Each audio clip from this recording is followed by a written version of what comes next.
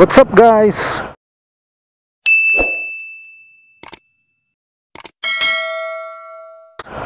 It's me, Vlogjack, and welcome back sa aking YouTube channel.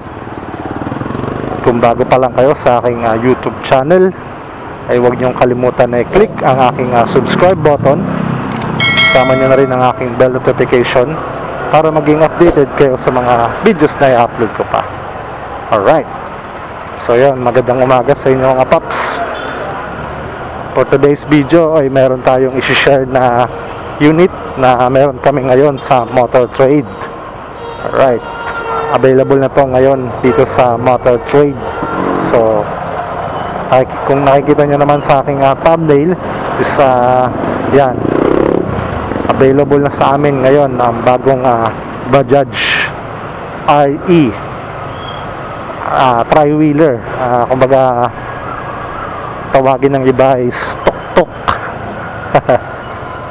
Yan, si tuk-tuk. Meron na kami ngayon dito kay Motor Trade. So pwede nyo na siyang mabili sa amin nationwide.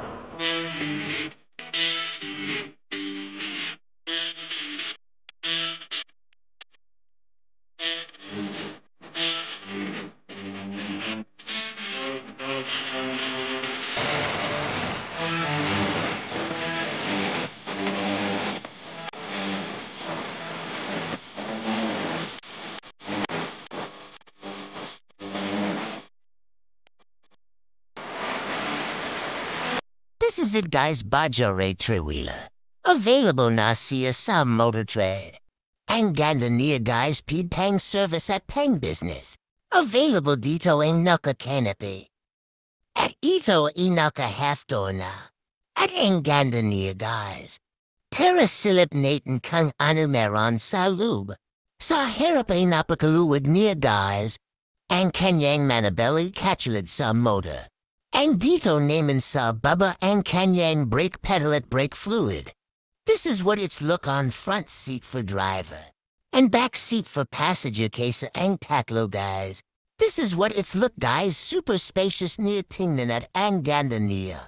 Ang tire size niya guys sa front ay 400x8 with tube siya. Rear 400x8 with tube. Gasoline type siya guys with 8 liters capacity fuel. Meron na ito half-door sa magkabilang kaliwa kanan guys.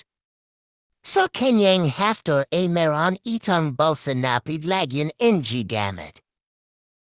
Spacious ang kanyang baba kaya hindi manggangawit ang inyong PA sa mahabang bihi.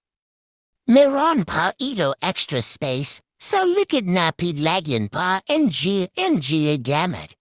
Punta tayo ulit sa harapan guys, tingnan natin kung ano pa meron pa.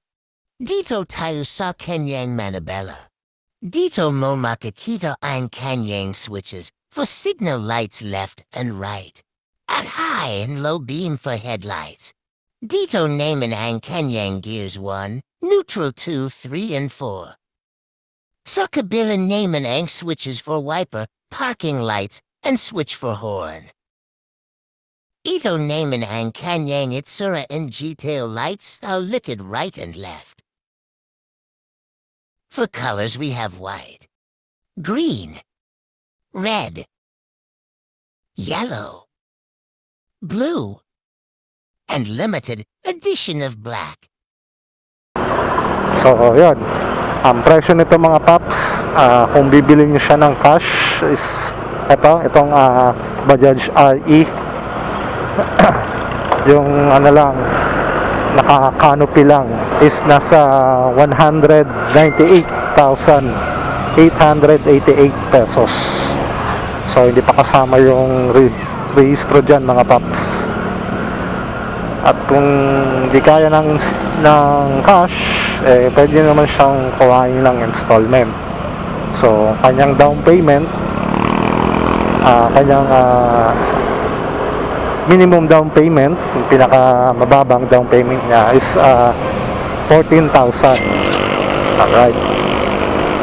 At ang kanyang monthly for 36 months is nasa 9,334 pesos. Ayan mga paps. So yun, magkakaroon ka na ng Bajaj RE tri-wheeler.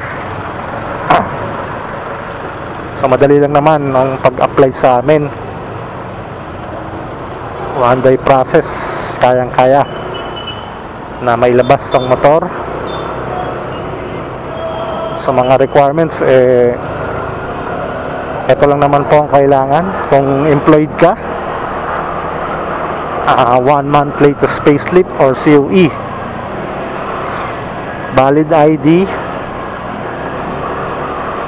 tsaka 2x2 picture. Yan.